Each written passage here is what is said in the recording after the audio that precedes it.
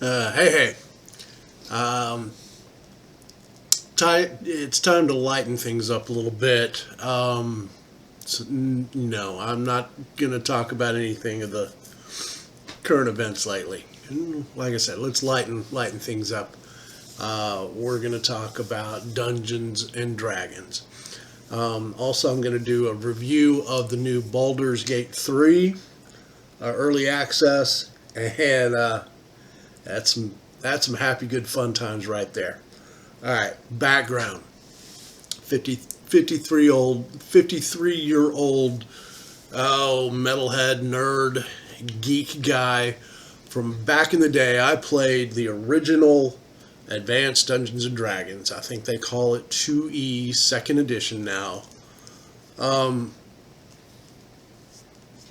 I have vague memories of seventh grade sneaking off to the library at school to play D&D with my friends instead of going to class. And the teachers and the principal didn't quite appreciate our initiative there. So I'd been playing since I was about whatever seventh grade is. What is that? 13, 14? Uh, Flash forward a couple years and was lucky enough to form a friendship with a group of really good guys, and we played a D&D campaign. We played a little D&D. I remember up to a point. We started playing AD&D. Jeff was our DM.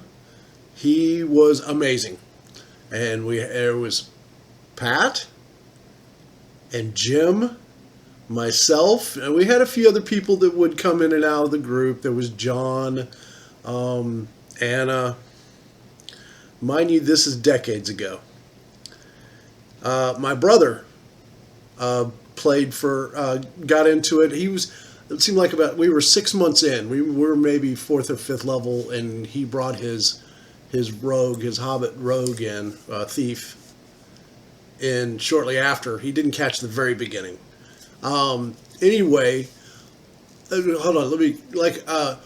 Up to that point, Jeff had ran us a few adventures, and I'm trying to think. And mind you, all these stories, take it with a little grain of salt because this was many moons ago, many brain cells ago. So if it's not exactly spot on factual, oh well. This is as well as I remember it, and I'm trying not to taint it, too much. We all embellish a little bit, I know, with our stories, but I'll try to stay as factual as I can. Uh, I have a vivid memory of walking. We always played at Jeff's parents' house. This was Bowie High School, 10th grade. So we were 15 or 16, I guess. And getting to Jeff's house and we always played in the dining room. And all that was sitting in the dining room was 3x5 index cards, like a putt-putt pencil with no eraser, and three six-sided dice. There was 4 or 5 set up. For each of us had our own one piece of card, no character sheet, 3d6 and a pencil. He sat us down and he said, "Okay, roll those 5 times. What you roll is what you get." We were, what? This isn't fair? Okay. And we rolled up our characters. I was lucky enough to roll, I rolled an 18 and a 16 or 17, and I made up a half-orc fighter. And I begged him to to give me the racial adjustments. A lot of the races, dwarves and elves, they had little adjustments to their abilities: strength, intelligence, wisdom, dexterity, constitution, charisma. This is before comeliness. I don't even know if they use comeliness anymore. That came in later with Unearthed Arcana. Anyway, I know there's about 4 guys out in the entire population of the planet that finds this interesting, but oh well. Anyway, So I was lucky enough to start off with 19 strength and I believe 17 or 18 constitution. Okay, I was a decent fighter. And everybody else rolled their characters up. And there was some 15s in there and some 17s. And mind you, this is 3 to 18 is the scale. And we literally started as 0 level characters. We were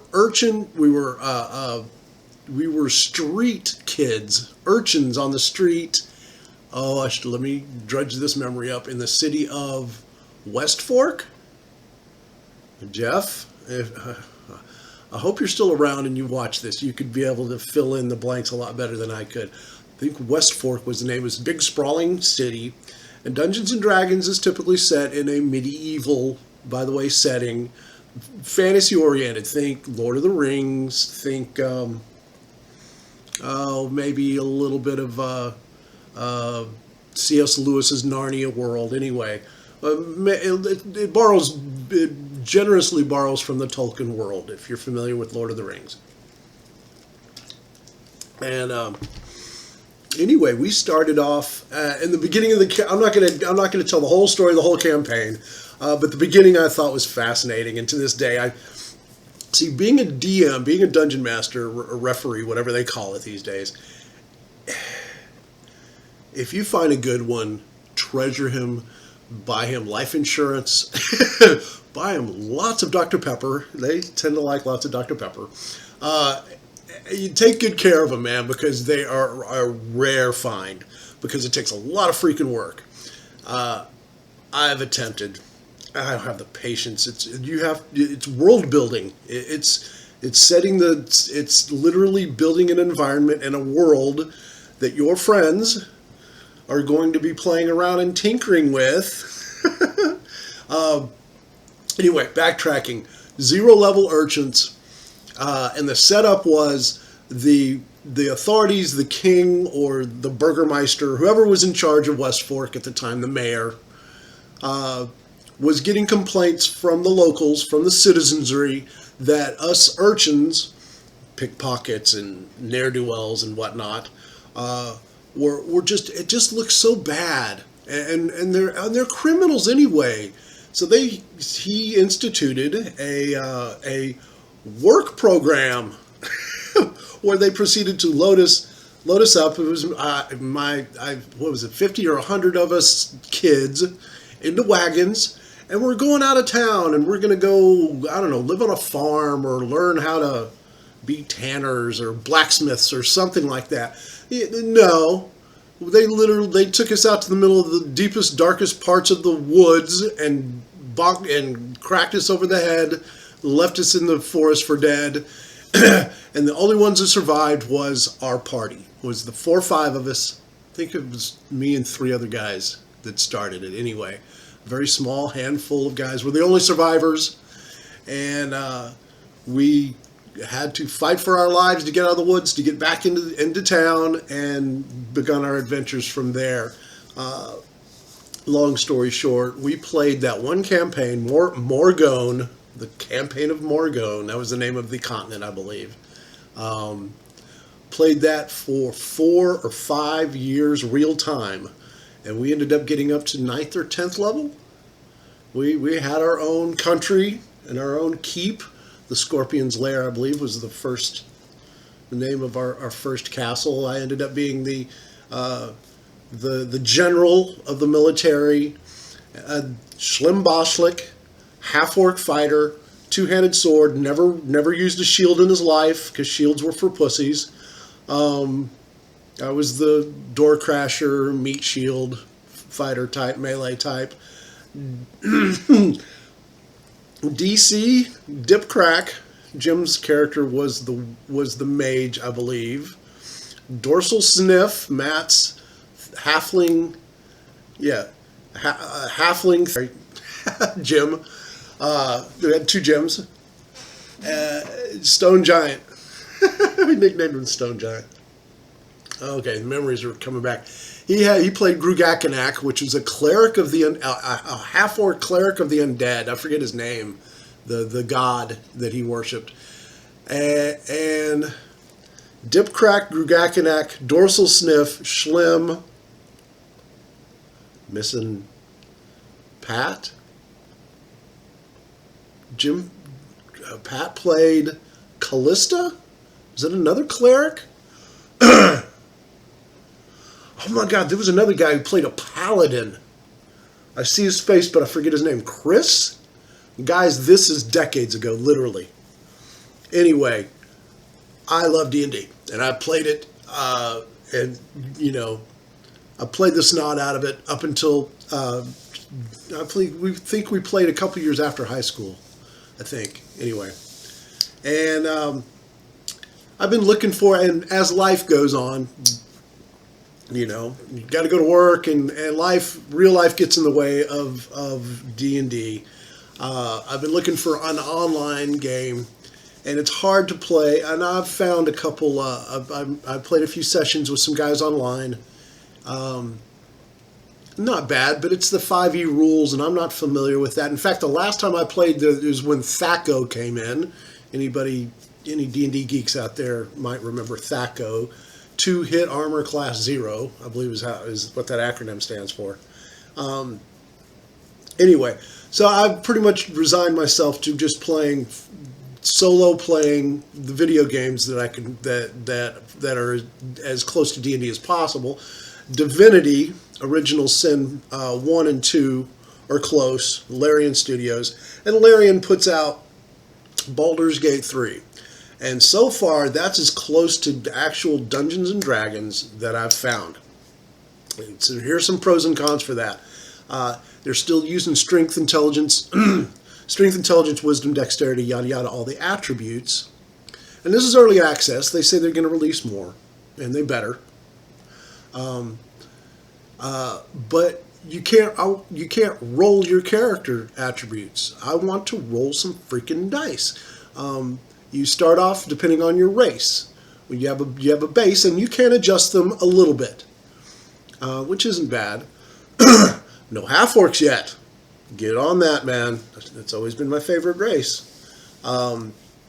Baldur's Gate 3, you got your elves.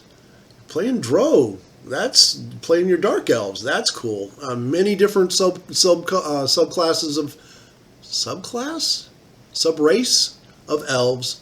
Some dwarves with 2 subraces there. Halfling hobbits, 2 subclasses there. Dwarves, humans, of course. Githyanki, kind of interesting race. Anyway, it's a handful of races. No half-orcs yet. No gnomes. Dwarves. I've heard, there might be some kobolds you could play, or goblins, and some other humanoid races to play. But it's really fun. You have your main character, and you encounter your companions, and you build your party from there. Anybody who's played Divinity, Original Sin, knows that whole. At Larian, it borrows heavily from Baldur's Gate 3, borrows heavily from Divinity. So if you like Divinity, you'll love Baldur's Gate. I've gotten, like I said, it's only in early access. I think I'm up to level, 4th level. No, 3rd level still. It's glitchy, and there's some bugs, nothing game-breaking. It's a lot of fun, though. The inventory, we need to work on inventory and spell books. I've always played a melee type. I'll play an occasional spellcaster, your mage, cleric type.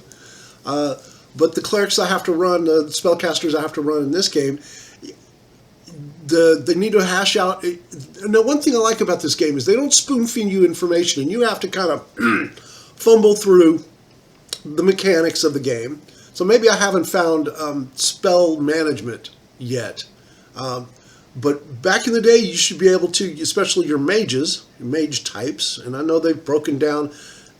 When D&D got too complicated in 3rd, 4th, yada yada, after 2E, it got too complicated for its own good, in my opinion.